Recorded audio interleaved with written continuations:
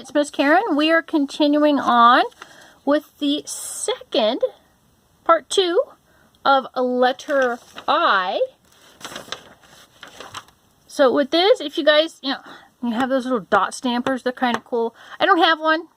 I have a magic little highlighter. So what we're going to do is we're going to color in each of these little circles. And it's going to make a letter I for us. Okay, now eyes, I'm going to tell you right now, eyes can be confusing because sometimes you will see just like this, just a line, okay? Other times, if you watch my first segment, the letter I, it's crossed on the top and the bottom, kind of like the sideways H, but right side up, it's an I. So just be mindful when you're reading, especially capital letters. They can just be a solid up and down without the top or the bottom on them. Or it can have the top and the bottom. And where are we on our alphabet as we're going along? So here's our alphabet. So we started at A. We go all the way to Z. We are on the letter I right now, moving right along. So hopefully you guys are getting some good information on all this. Getting you guys ready for preschool and kindergarten.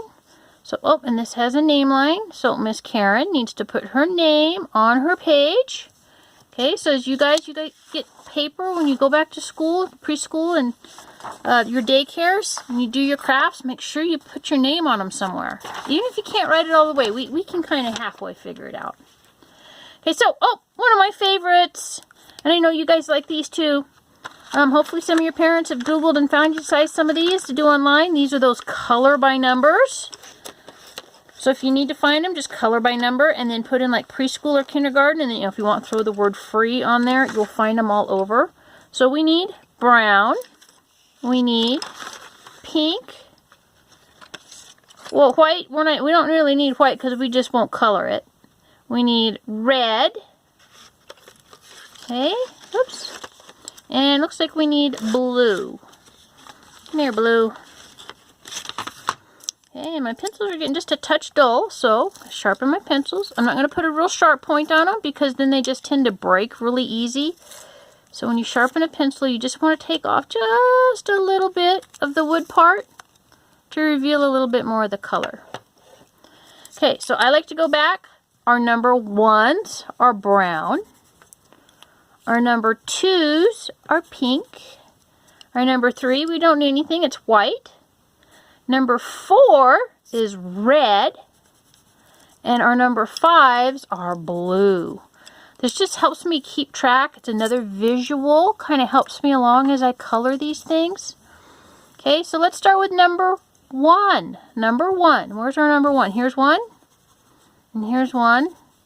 And I see a bunch of number 1, so I'm just going to put a little bit of color in each of these boxes, and then I'll go back and I'll finish coloring them.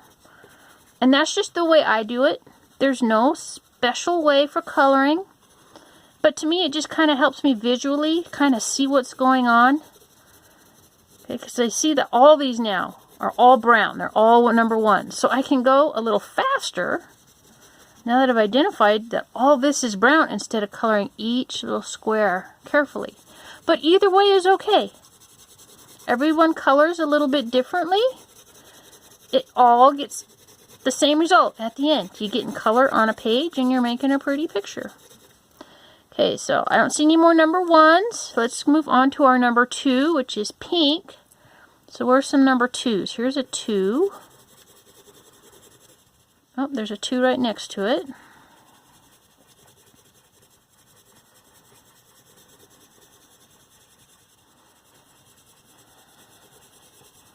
Oh, and then there's a 2 right next to that one.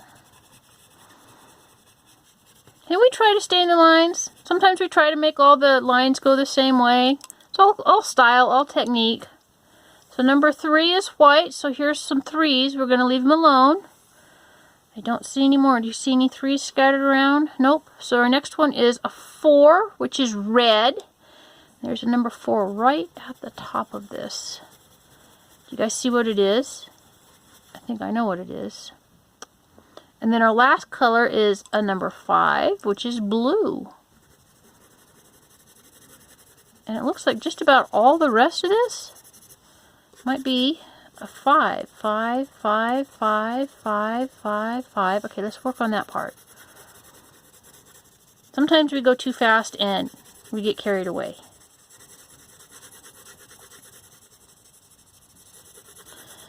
And you know, some of you learning how to hold your pencil.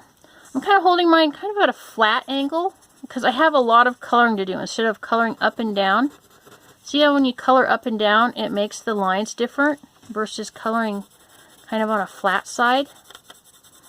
So you guys learn pencil control and learn how to get comfortable holding your pencil. You'll figure this out. So there's another 5, 5, 5, 5, 5, 5, 5, 5, 5. Okay, so it looks like all the rest are 5s. And it's okay if we go out of the lines. You know, do your best. And some of these, like, see, this is, I'm crossing the lines, aren't I? With all these colors that blend together that are all a number 5. Look, I'm crossing the lines. So really I'm going outside of the lines on each one of these like little shapes that I'm making here. You see sometimes I color in circles. Sometimes I color, you know, up and down. It's all just getting the color on the paper. Now here I'm coloring side to side. I don't like to do this. This isn't a natural action to go side to side. You like to go up and down. Okay, so what do we have here? What have we made? We've made an ice cream cone. So here's our I. Ice. C-R-E-A-M. And then a cone. So I-C-E, ice, and then cream, C-R-E-A-M, and cone, C-O-N-E. Alright, stay tuned for the next one, or be sure to try and find it. I know sometimes things don't always get in order, but next we're going to make an ice cream cone. We got a little craft here. So, see you guys in the next round.